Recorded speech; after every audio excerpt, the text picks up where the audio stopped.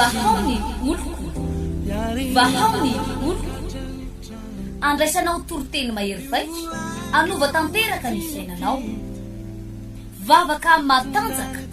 na délivrance enjana ho fanafana ireo fatotra ahitanao ireo fijorona vavolombelona mafy no ny asa mahagaga nataon'Andriamanitra vahaony oloko vahaony oloko nandeha fandeteny izy mba asitra nanisik ampunyang palay aminiran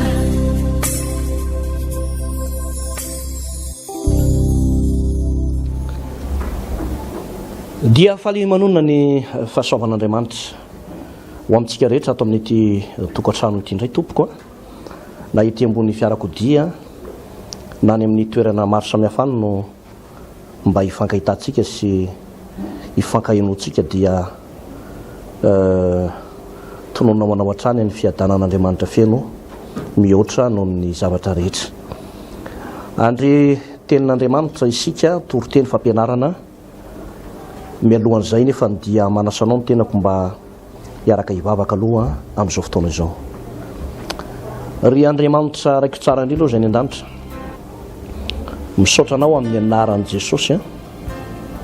raha to ka mbola manana anjara fitenenana eto amin'ity fahitalavitra sonjam-peo ity mba hitory ny teninao ny soratra masina dia milaza manao hoe fa tsy maintsy toriana amin'izao tontolo izao ny filazantsara ny fanjakana ho vavolombelona amin'ny firenena rehetra dia vao tonga ny farany ary izao fitoriana ny filazantsara izay ataon'ny tenana izao tompo dia manafaingana tokoa zany fihevinao izay tsy ho ela izany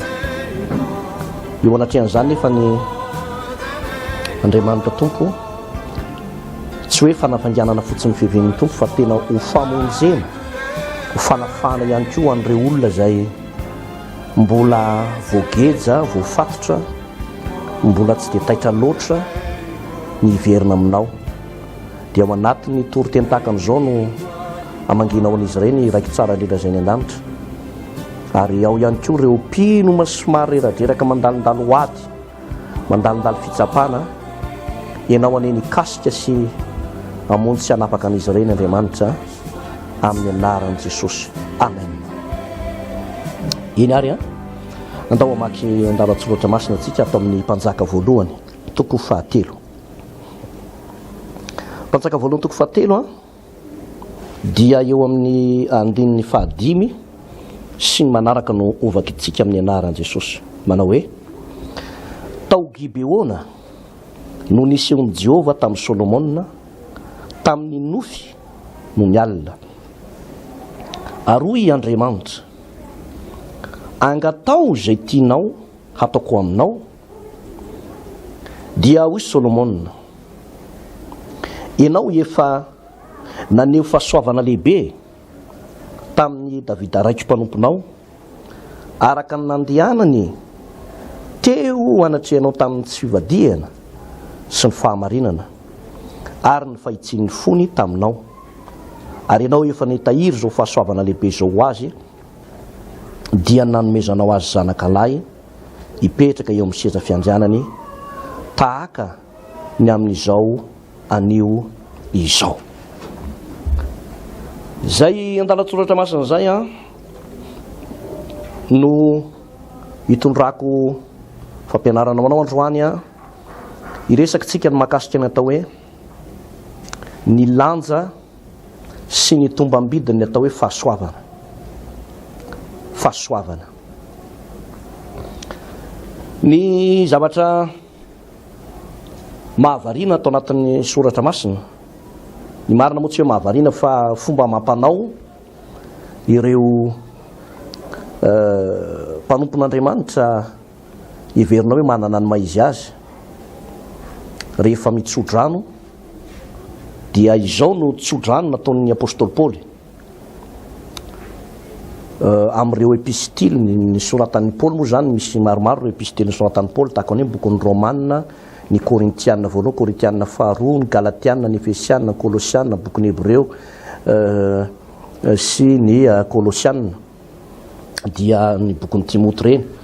dia rehefa mitsodrano i Paoly dia izao foana no amatarana ny epistily nosoratan'i Paoly hoe ho aminareo anie ny fahasoavana. Zay zany no sony manamarina fa ny Paoly ilay epistily. Ny apôstôly Paoly dia anisan'ny apôstôly goavana manam-pahaizana, nianatra izy zany ary sady mpitady vola ihany koa izy manana sambo manana ny zavatra rehetra zany raha ny apôstôly Paoly no asiana resaka. Dia ny zavatra hita nefa isaky ny mamangy fiangonana izy na mamangy mpanompon'Andriamanitra anankiray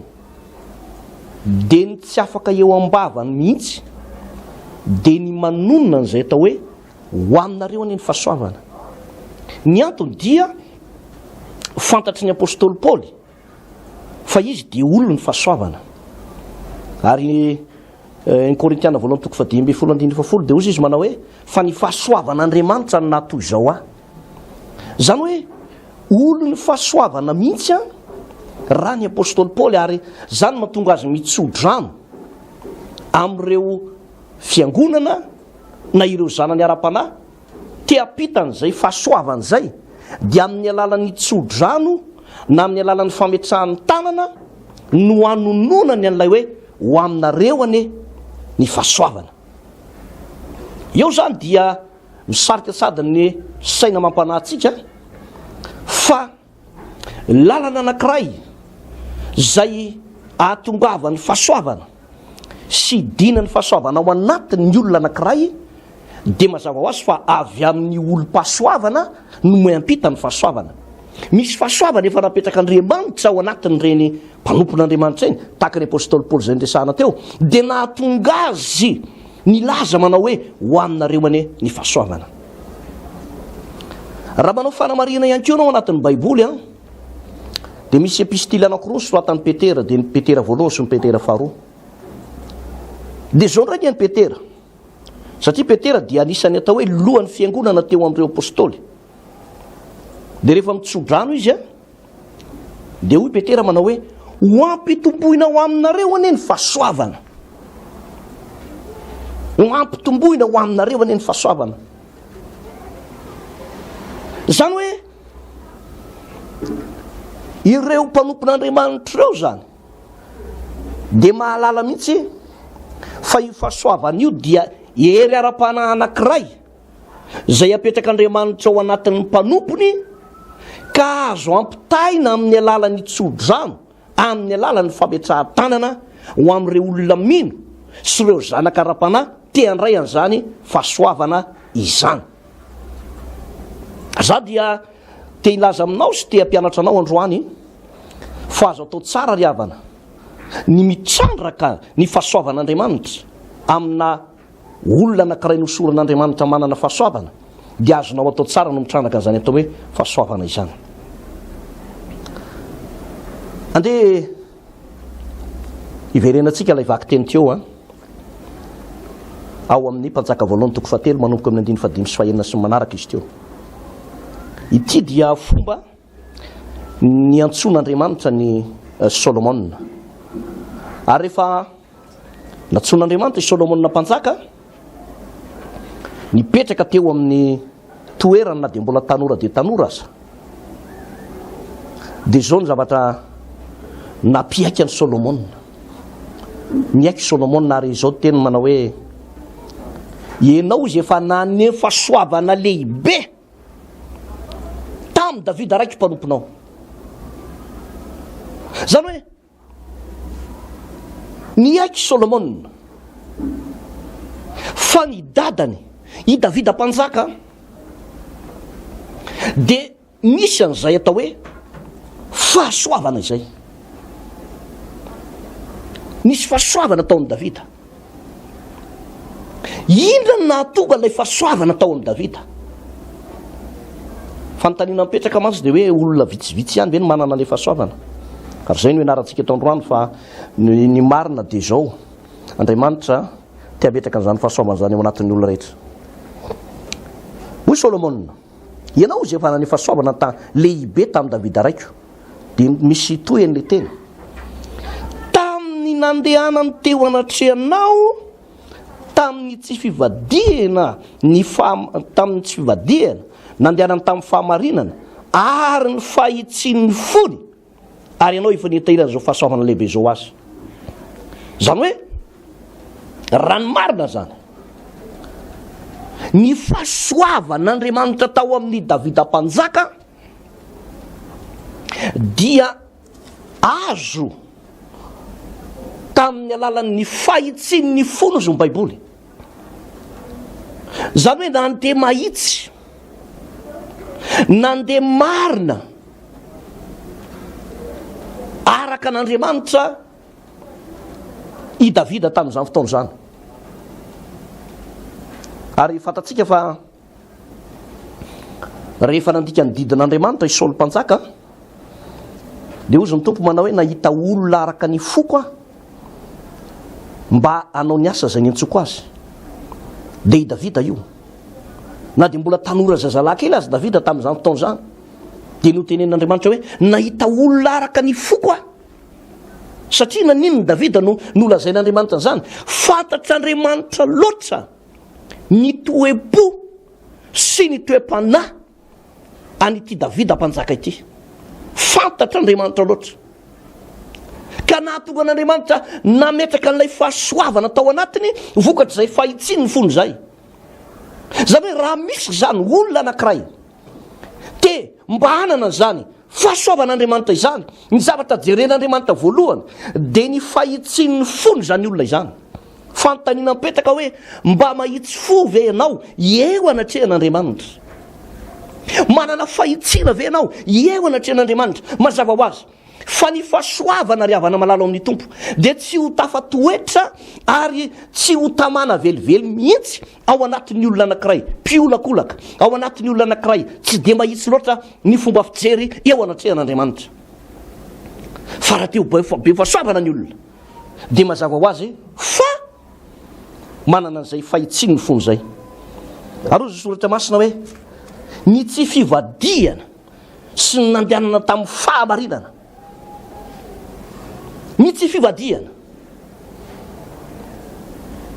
Ivelenako koa ilay resaka teo ozy aho hoe i Saoly mpanjaka tsy tavela ela tamin'ilay fahasoavana, na dia nametrahan'Andriamanitra zavatra goavana azy atao anatiny. Ny antony dia izao: rehefa nahazo fitondrana i Saoly dia nivadika tamin'Andriamanitra izy. Nivadihany ny tenin'Andriamanitra zay nomen'Andriamanitra azy hoe vonoy ny Amalekita rehetra, dia namony ny ampahany tamin'ny Amalekita izy, fa saingy ny lehiben'izy ireo tsy nyvonony, ary zay nanisany nahatezitra an'Andriamanitra. Ka tao amin'ny Davida ndray nefany dia tsy nivadika mihitsy Davida tamin'ny sitrapon'Andriamanitra, ary zany natonga an'Andriamanitra naharesy lahatra azy. Misy fotoana mantsy ry havana ty fanarahana an'Andriamanitra ty dia tsy voatery ho fitahina foana, fa misy zavatra mandalo fotoana ianao, misy zavatra tsy mahafinaritra andalovanao, misy zavatra noveriko hoe mafy zay tsy ampozina mety mandalo eo amin'ny fiainan'ny olona anankiray. Indraindray arakaraky ny irosoanao sy ny hafanapo ao anatinao dia misy mamingana ianao, na misy zavatra manafitohana vetivety.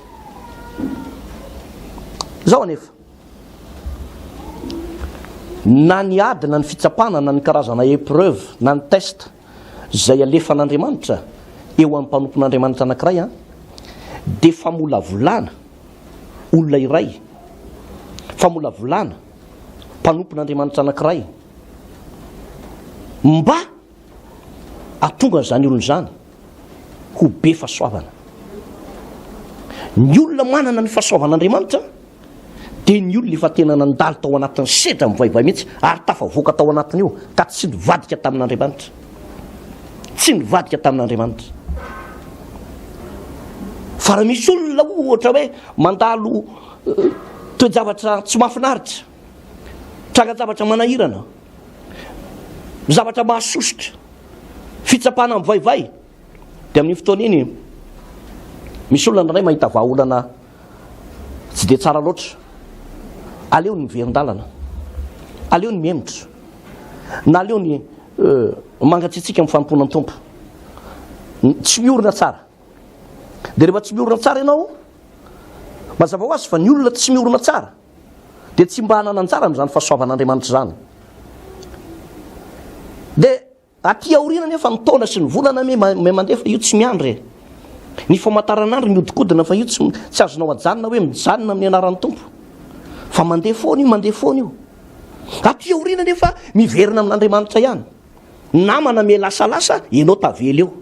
satria ny antony amin'ny fotoana ianao manadino amin'Andriamanitra na mivadika amin'Andriamanitra,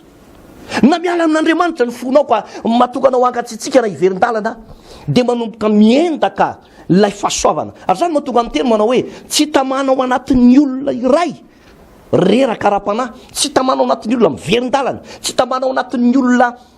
atao hoe tsy miorina tsara, tsy mijoro tsara, zany fahasoavan'Andriamanitra zany. Fa raha tianao tamanao anatinao ny fahasoavan'Andriamanitra ary tiana antsony tsodrany Petera manao hoe ampitomboinao aminareo anie ny fahasoavana, raha tianao hitombo zany fahasoavana zany dia zao, na dia ao anatin'ny ady azy ianao, na dia ao anatin'ny fitsapana azy ianao, na dia ao anatin'ny toe-javatra tsy mahafinaritra azy ianao, dia mbola miorina tsara, mbola mitoetra tsara, mbola mahavavaka tsara, mbola mandeha amin'ny fahamarinana, mbola mandeha amin'ny fahitsin'ny foa, mbola mandeha amin'ny fahamasinana, mbola matahotra an'Andriamanitra ihany. Zany ry havana no anisany hitombony zany atao hoe fahasoavan'Andriamanitra zany. Ny heveriko fa ho anao zay maniry an'izany fahasoavana zany dia ho tonga ao aminao zany. Raha izany no lalana sy toerana misy anao amin'izao fotoana izao, famolavolan'Andriamanitra, fanamboaran'Andriamanitra, miorena tsara. Fa aza miova ozy mivolazan'ny tenin'ny soratra masina. Io ny zavatra tsapany dia ity ny olon'ny fahasoavana tsy mba very mandeha zany na manerana an'izao tontolo zao, na iza le manerana an'izao tontolo zao, na iza le manerana Madagasikara, afa ry avana malalo amin'ny tompo. Zany atao hoe olona manana fahasoavana zany. Raha ohatra hiverenantsika kely ohatra ny tantaran'i Josefa. Josefa folom-bola tao anatin'ny tokantrano ny ray aman-dreniny, dia nisy fahasoavana be tao aminy, manonofy. Zay aloha anisan'ny fahasoavana tao aminy. Ary tsy izy ihany fa na ny rahalahy ny aza manana fahasoavana daholo, fa zany hoe io moa indrandray rehefa tsy haintsy olona mampiasa ilay fahasoavana dia mialina amin'ny fahasoavana ao anatin'ny hafa izy, mialina n'ilay fahasoavana ao anatina mpanompon'Andriamanitra hafa izy.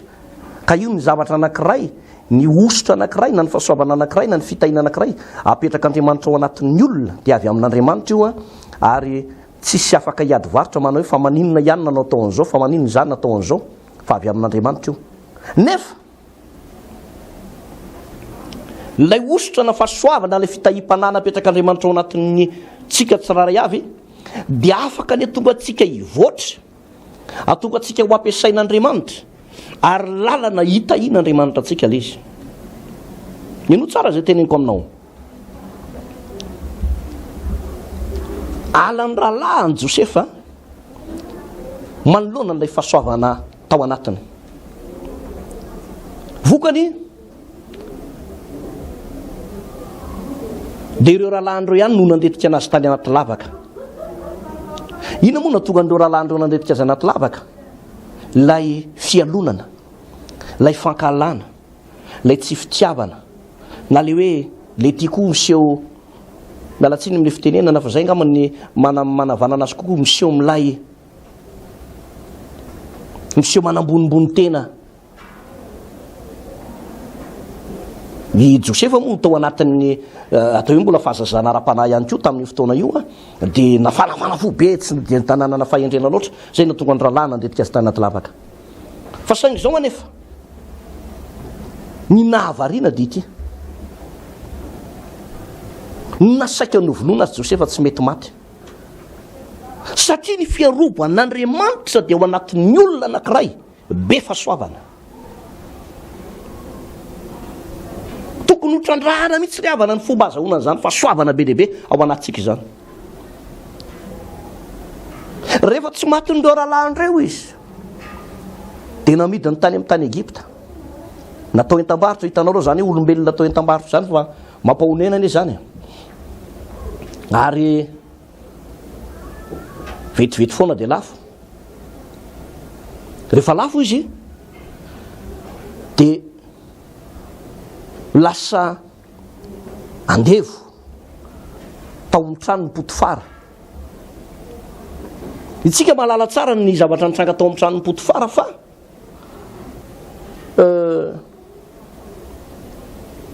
saika simba tao Josefa satria ny vadiny Potifara no nitory fitiavana taminy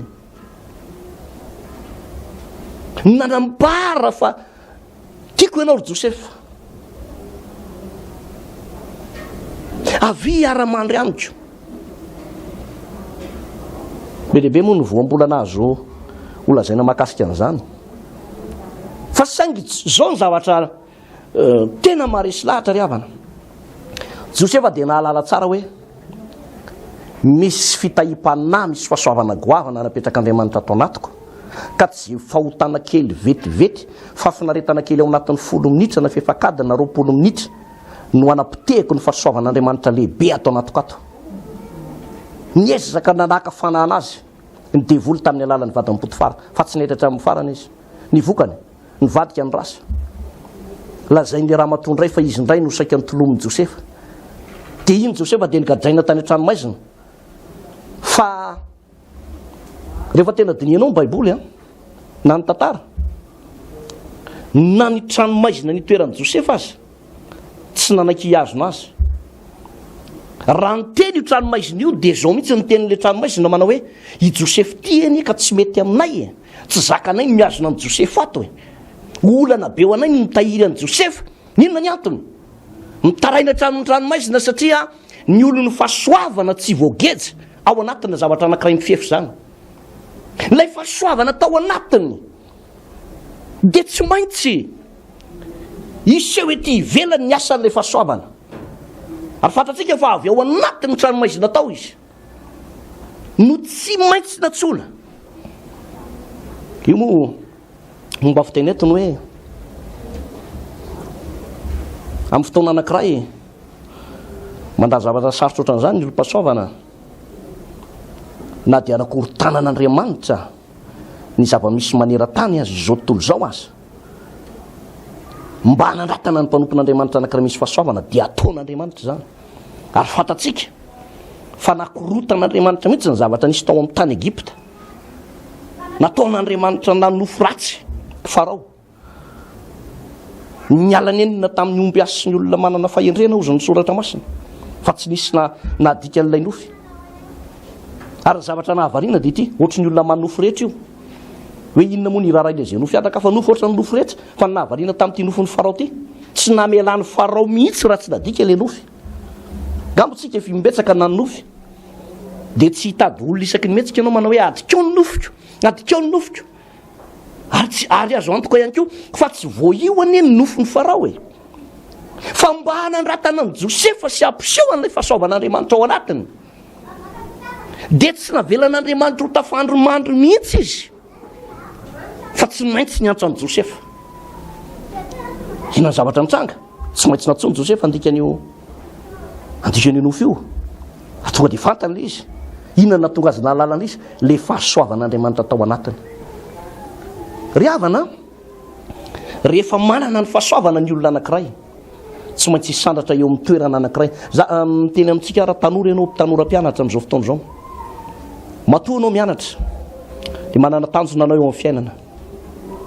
mba te ho lasa président mba te ho lasa prime ministre,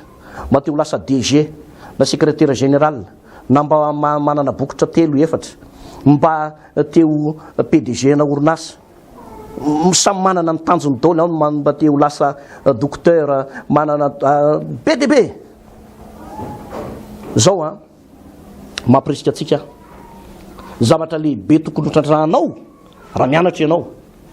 akoatra ny fahaizana dia trandrao zany fahasoavan'Andriamanitra zany hoe aoka tompony fahasoavanao hitoetra ato anatiko foana. Angatao amin'Andriamanitra fa omen'Andriamanitra anao zany, angatao amin'Andriamanitra fa omen'Andriamanitra anao zany. Raha iverenako kely ny tantaran'i Josefa teo dia fananinina ilay fahasoavana tao amin'ny Josefa no tsy mety maty mihitsy na dia nezahana no vonoina azy, nezahana no pitehina. Josefa sy ilay fahasoavana tao anatiny nezahany rahalahy no pitehina, nezahany vadiny Potifara no pitehina, nezaha amin'ny mpiara-miasa aminy no pitehina. Fananinina izy no tsy potika. Andony mba maki an-dalatsoratra masina anankiray tsika tamin'ny bokin'ny Jakoba toko 4. Jakoba toko 4 dia ny andininy 9 manao hoe nefa manome fahasoavana bebe kokoa izy, ka hoy izy Andriamanitra manohitra ny mpiavonavina fa manome fahasoavana ho an'ny Fanetretena. Andriamanitra dia manome fahasoavana bebe koa ho an'ny olona Fanetretena fa manohitra ny mpiavonavina. Ny resaka tsika teo mahakasika ny tantaran'ny Josefa. Raha mandinika an'io tantaran'i Josefa io no any amin'ny Genesis toko 5:7 izay, rehefa niona tamin'ny rahalany izy dia nieritreritra ny rahalany hoe amalifaty Josefa, fa tsy zay nefa ny zavatra nisy tato, fa ny zava-nisy dia tsy famaliana faty fa famelan-keloka. Noporifoiny Josefa fa zany ery zalahy, foninareo namadika, foninareo nankala, dia efa tato anatiko sady ny famelan-keloka. Fony anareo ny varotra nataonareo etam-barotra dia efa namindra fo taminareo. Taminareo saika namotika ny fahasoavan'Andriamanitra tato anatiko dia efa namela heloko anareo. Zany hoe i Josefa nahatonga azy be fahasoavana dia olo ny famelan-keloka. Tsy nitahiry fahatezerana na teo eo amin'ny 4 taona teo ny elanelana tsy nifankahitana izy ireo rahalandro, tsy 4 taona fa eo amin'ny 20 taona ny elanelana tsy nifankahitana izy ireo, fa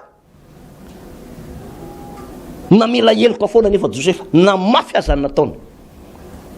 Ino tsara ry avana, ny tsy famelan-keloka zay tehiriziny olona anankiray anatin'ny fony dia mibahana ny fikorinan'ny fahasoavana ao anaty, ny fatafitohinana na ny fahatezerana sy ny ratrapony lolopo sy ny fialonana zay tehirizina ao anatin'ny fo dia manaisitro an'ilay fahasoavana be lehibe tokony hikorina ao anaty. Ny fiatsaram-belatsia, ny fiavonavonana, ny firehareana dia manakona ilay fitahipanavy amin'Andriamanitra tsy hikorina ao anatin'ny olona anankiray. Ny olona anankiray izay manana fahasoavana zany ary be fahasoavana dia ny olona mahay mamela heloka, ny olona Fahadiovam-Po, tsy misy fahatezerana mandavataona,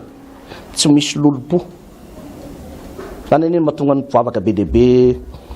simbe miady mpiray-tapo, miady mpiara-mivavaka, fampiatsara velatsia, mpiara-mitoriteny, mifampialina, mirehare, miavinavina, tezitezim-poana, tafitohy, tafitohy anaty ianao dia makaridy, tafitohy anaty ianao dia makaridy. Ny fiheveranao hoe ary indray nitomboko amin'ny fahasoavana, nefa arakaraka ny vezivezenao vao maika reraka ianao, vao maika reraka ny fananao, miena amitsika moramora le fahasoavan'Andriamanitra ao anatinao. Fa raha tianao no be fahasoavana dia ozy ny tenin'Andriamanitra manao hoe manome fahasoavana bebe kokoa Andriamanitra ho an'ny olona manetretena. Fanetretena zany tafiditra ao anatin'izany io fahadiovam-po, tafiditra ao anatin'izany ny fahaizan'ny olona anankiray manafaka ny tenany sy manafaka ny hafa, mamela heloko ny tenany sy mamela ny heloko ny hafa. Zany no lalana idina ny fahasoavan'Andriamanitra ao anaty io ry havana. Raha misy olona anankiroa milahatra eo dia ataoko hoe mpanompon'Andriamanitra, mpitolo filazantsara, dia ilay mpitolo filazantsara anankiray mirehare be, mibotsombotsona ary sady manao tsinotsinona ny hafa le eo akaikiny. Fa mety mahay baiboly izy, mety mahay toko sy andina izy, mety tena mahay miketrika mihitsy izy amin'ny fampianarana baiboly io. Ary laha zay fa tsy izy daholo ny rehetrarehetra. Etsy anila nefa ny misy mpitolo filazantsara mahay manetretena satria be fitiavana, mahay mamela heloko, madio am-po, tsy misy fahatezerana, mahay mitona-mbavaka ny priaria io. Lazaiko aminao ny olona be fahasoavana tsy ilay priaria fa ilay olona mahay manetretena, na dia tsy mahay baiboly firy azy, na dia tsy mahay baiboly firy azy. Zany hoe nahatonga an'le raha ohatra mijerytsika ao anatin'ny soratra masina ny ray andro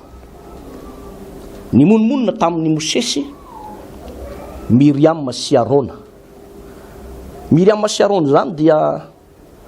mpianadapiray tapo a Mosesy,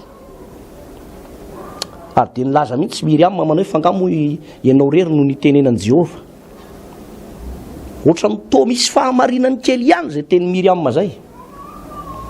satria samy mifofotra teo ry zareo, samy ao anatin'ny ady mafy. Asa mety nisy toetra tsy zaka nataon'ny Mosesy. Dia niteny Miriam satria mpianada izy, ngamo ianao rery no nitenenan'i Jehova. Andriamanitra nefa dia mahalala tsara ny sakrifisy Mosesy.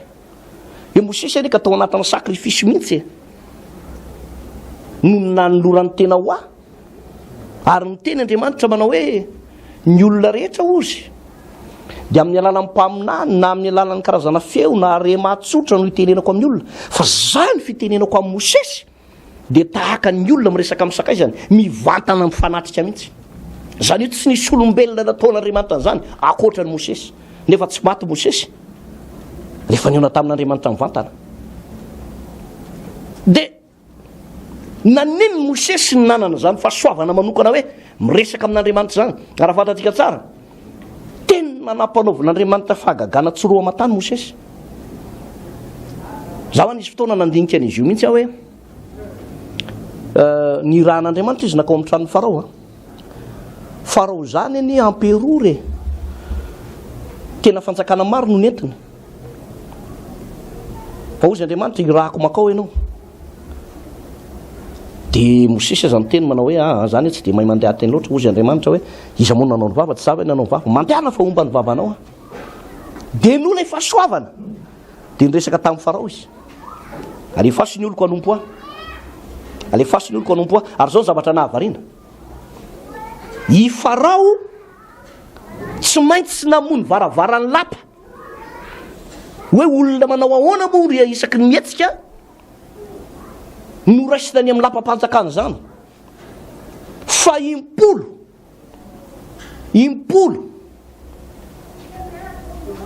tsy impolo akory aza fa indraiky amby folo no nakao amin'ny lapan'ny Farao matetika i Mosesy sy Arona. Ary tsy nila audience izy, fa iraky Jehova dia hoe ho any aminao zay. Inona no natomba azy tafatsofoka tao? Tsy ny olona rehetra anie ny tafiditra any an-tapa zany, fa nolay fahasoavana. no le fahasoavana ozy Andriamanitra mandana fa momba anao a de no le fahasoavan'Andriamanitra de tafatsofoko atao izy no ozy ianao ny zavatra aseho tao alefaso ny olona anompo ao izy nanda foana moa farao tao anatin'le izy fa ny farany afaka ihany miala ihany no le fahasoavan'Andriamanitra tao Mosesy fa nisy zavatra anankiray nahavariana koa de hoe amanapotrisany eny zanak'Israely tao ary io tsy nisy fifidianana hoe nisy an'izany atao hoe seni zany tsy nisy an'izany seni zany tamin'ny fotoan'andro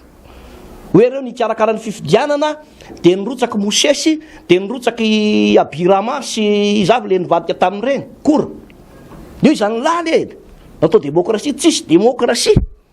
fa i Mosesy fotsonitsotro zao tonga de nitelen'Andriamanitra hoe ianao ny olona tsy ny olona rehetra no nipitsihana hoe Mosesy ene no fidiko Mosesy ene no pitarika anareo tsisy Andriamanitra nitena zany vatana tamin'ny Israely fa i Mosesy fotsonitsotro zao no niteny manao hoe Andriamanitra no niantso nifidy avoakinareo ato amin'ny tany Egypta fa nahavariana de ty nanaiky ny manampahaizana nanaiky ny olona ambony nanaiky ny zazamambehivavy ny tanora zazalahy teo amin'ny zanak'Israely rehetra manao hoe nofidian'Andriamanitra Mosesy inona no nahatonga an'izany no le fahasoavan'Andriamanitra tao aminy zany hoe fahasoavana io zany de afaka miteniteny ary mampanaiky mihitsy ny olona anankiray manana ny fahefany eo ambanin'ny olona anankiray manana fahasoavana za de miteny amintsika fa raha ao anatin'ny fiangonana misy olona be lehibe manana fahasoavana betsaka ny olona tahin'Andriamanitra raha ao anatin'ny fitondram-panjakana misy mpanompon'Andriamanitra maro manana fahasoavana akoatran'izay efa eo de goavana ny zavatra iseho amin'ny firenena anankiray manana fahasoavana ary zany ny zavatra mba hirariana hoe mba farafaratsy eto amin'ny tany sy ny firenena mba hisy olona na dia ho mpanolotsaina ireny mpitondra fanjakana ambony ireny aza mba ho mpanolotsaina olo-pahasoavana ka nolotsainana izy ireny satria de ndraindray fa mpanao politika goakantitra no manolotsaina izy ireny dia mivily foana le firenena le efa teo ihany no miverimberina nefa tsy nampandroso fa raha misy olo-pahasoavana ohatra na de mpanolotsaina fotsiny aza goavana be ny zavatra hitranga zany ny riavana natonga ny mandika an'io tantara Mosesy io dia Josoa fetsy be Josoa tanora tena fetsy be lehibe ny olona nankala Mosesy fa i Josoa tena nitakosona tamin'ny Mosesy mihitsy nitakosona teo izy fa nafindran'Andriamanitra ambongadiny tao amin'ny Josoa fahasoavana fa nga nisy olona teto ambonin'ny tany zany afaka nibaiko ny masoandro mambolana hoe mijanona de nijanona adiny 10 tsy mahazo metsika raha am'izao Josoa ny velona tsy haiko amin'ny firenao zao mahinao ty fantarana sy mijery an'ity fa raha teo Josoa ka ozy Josoa manao mikisaka adiny 10 indray aloha manaiky io fahasoavana zany ka ny olona manana an'izany fahasoavan'Andriamanitra zany riavana afaka mahavita ny zavatra tsy hain'ny olona rehetrarehetra be lehibe amintsika ndraindray nandritra ny 7 taona 20 taona 12 taona ianao zay nitady asa manaky ty ny androany iomezan'ny olona ianao satria io moa misy toetsain'olona ndraindray rehefa resy ianao de iomezany sady latsainy misy zany eto Madagasikara misy ory ava-manana rehefa manana ianao de ory izy mijaly izy hoe reny vetsy namaky banky reny vetsy zao be felonana fa tsisy olona manana antoko anefa na miantoko anao fa iantoko amin'ny fiainanao mandrakizay ary zany no anisany tsy matavavoaka ny mpino satria zao tontolo zao nafoy tena hoe tena tsy nanao fanao zao tontolo zao le fanompoana an'Andriamanitra nefa tsy tena natao tsara sady manompo an'Andriamanitra no mampirafirafitra eny madinidinika sady manompo an'Andriamanitra no mifosafosan'ny fiangonana hafa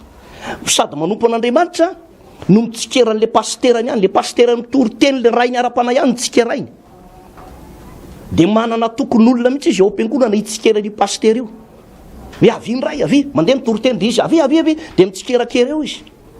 na rehefa mirava ny fotoana fa mody meny toriteny mety tsara velatsy eo aloha dia rehefa mirava ny fotoana dia mivory ariana anareo dia io fa tsikera le pasteur na le vadina pasteur zao tontolo zao na foinao nitoka tsy misotronao Jesosy ny tompoinao fa saingy zao le fahasoavan'Andriamanitra ao anatinao tsy misy satria misy toetra ratsy zay namboleny devoly ao anatinao ao vokatry ty fosafosa langy fitaka jagajaka kely madinidiniky ty de miala le fahasoavan'Andriamanitra ary rehefa miala le fahasoavan'Andriamanitra de lasa kristianina pokaty lasa kristianina mahatsa fa dilanovana lasa pitrosa lavany amin'ny gentlisy manao rakitra mbola ronjato ihany atao rakitra am'izao andro tany efa ifarany zao tantarany tany mbola ronjato ary zato na ny mpangataka azy efa miady varotra mihitsy am'izao fotoana zao mba ataovy dimanjato ramosea faravaratsy ny dimanjato zany ny mpangataka fa ny kristianina mbola manao rakitra ary zato ronjato satria tsisy de mialokaloka ao anatin'le teny anankiray tsy de ara-baiboly loatra manao hoe Andriamanitra tsy mijery ny ivelany za milaza aminao a rehefa hitombo ny fahasoavan'Andriamanitra ao anatinao de mitombo daholo ny zavatra rehetrarehetra maraparanako azy ato amin'ny Koritiana faharotoko fasivy a de ozy ny baiboly manao hoe Koritiana faharoa toko fasivy ndiny fahavalo manao hoe ary Andriamanitra mahay mampitombo ny fahasoavana rehetra aminareo mba hanananareo onony rehetra mandrakariva amin'ny zavatra rehetra ka hitombo amin'ny asa tsara rehetra araka ny voasoratra hoe namafy izy enina nome ho an'ny malahelo ary ny fahamarinany maritra mandrakizay misy resaka fahasoavana eto de ozy ny baiboly Andriamanitra mahay mampitombo ny fahasoavana ao anatinareo mba hanananareo onony amin'ny zavatra rehetra miresaka fanomezana izy eto hoe zay mamafy be de be nojinjainy fa zay mamafy kely de kely nojinjainy ina moa ty misoratra masina lazaina amin'io ry havana ianao raha manana talenta tsy fanomezam-pahasoavana aza mampifilafila fampiasao an'Andriamanitra ny talentanao sy ny fahaizanao ny fahalalanao ny fanomezam-pahasoavana ao anatinao aza mba miteny an'izany manao hoe efa be ny vitako za foana fangara tsisy anahy raha tsisy anay mianakavy de tsy mandeha mihitsy zany io zavatra io raha tsy eo zay mianakavy aza mba miteny an'izany fa nisy fahasoavana napetraka Andriamanitra ao anatinao ka amin'ny fotoana ianao tsy omenao ilay fahasoavana ao anatinao tsy ampiasainao de ho afindran'Andriamanitra amin'ny hafa ary zany aniana tonga amin'ny baiboly teny manao hoe mitandrema de ahoreny tsara ny zavatra sisa ao aminao zasaiky maty fa raha tsy miolona tsara ianao raha tsy mibebaka tsara de afindrako fanaovanjironao io ozy ny baiboly zany hoe azon'Andriamanitra alaina le fahasoavana de afindrany any amin'ny hafa raha ohatra ka tsy mitandrina ny olona ry havana raha tsy mitandrina dia afindran'Andriamanitra ny antony a ny fanjakan'Andriamanitra tsy maintsy tohizana ny asan'Andriamanitra tsy maintsy tohizana ny olona tsy maintsy fahanana fahasoavana ka raha misy olona olo-pahasoavana mamila filan'Andriamanitra sy ny asan'Andriamanitra tsy mampiasa n'zany fahasoavana zany de ongotan'Andriamanitra io raha manambola ianao ka nataon'Andriamanitra fitaovana ho mpiara-mamafy ho mpiara-miasa amin'Andriamanitra amin'ny resaka tontolo ara-bola de afafazo azo ny tananao atao fa aza miteny an'izany manao hoe za tsy anao tsony efa be zay vitako zay nga za foana raha tsy za foanako za foana nananiny eo za foana ny tatahany eo tandremo tsara tompoko tandremo tsara fa rehefa miteny an'izany tsika de ongotan'Andriamanitra moramora io fahasoavana io de ho afindran'Andriamanitra amin'ny hafa zay de mivavaka ao anao ary mampianatra anao hatrany an-trano mba atonga atsika tena olo-pahasoavana ho anay manokana dia mba misy fahasoavana kely ihany mba misy kely ihany ary zany mahatonga anay mbola mijoro eto zay raha mijoro ny toriteny eto na de tao anatin'iny confinement iny iza nisy fotoana reradreraka ny vatana de mijoro ihany ny antony dia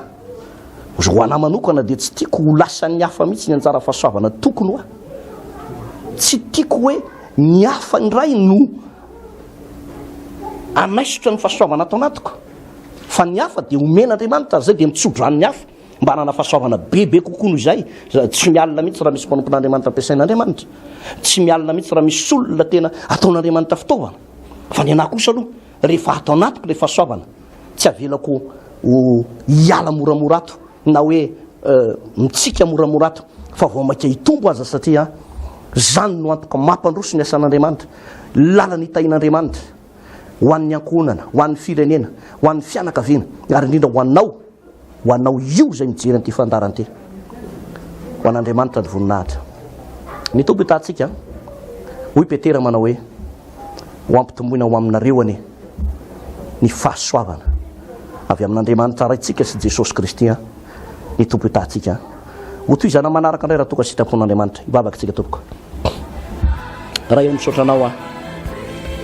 ny mba nahafahako nampitan'izany fahamarinan'izany makasika ny atao hoe fahasoavana engany zany fahasoavana zany tompo tena iampitapita mihitsy amin'ny olona rehetrarehetra ka tonga ny mpino sy ny vahoaka an'Andriamanitra ny pasteur ny mpanompon'Andriamanitra rehetra ho lasa olona be fahasoavana be mihitsy Jesosy lasa olona be fahasoavana be koa mangataka aminao ary eo engany zany fahasoavana zany hanomika amin'ny tsirairay avy eo amin'ny tokantrano dia misy fahasoavana dia misy fitahina misy fanafahana misy fitiavana misy fanasitranana misy fiadanana misy fifaliana be tsy ny aretina foana ny manjaka ona ny tsy fisina foana ny manjaka ona ny ady lahy tontondry daka tsy izany manjaka ao anatin'ny olona misy fahasoavana fa ny manjaka ao dia fiderana fifaliana fitsarana tenin'Andriamanitra tompo engany hitoetra atao anatin'ny tokantrano tsirairay avy zany fahasoavana zany misaotra tompo amen ho an'Andriamanitra ny voninahitra tompoko mahereza daholo ny tompo hitantsika ho toy izy antsika amin'ny fotoana mampety azy indray raha toko sitrapon'ny tompo veloma tompoko vahaony oloko vahaony oloko andraisanao toriteny mahery vaika anova tanteraka ny fiainanao vavaka matanjaka na délivrance enjana ho fanafana ireo fatotra ahitanao ireo fijorona vavolombelona mafy no ny asa mahagaga nataon'Andriamanitra vahaony oloko vahaony oloko nandeha fanetretena izy mba asitrana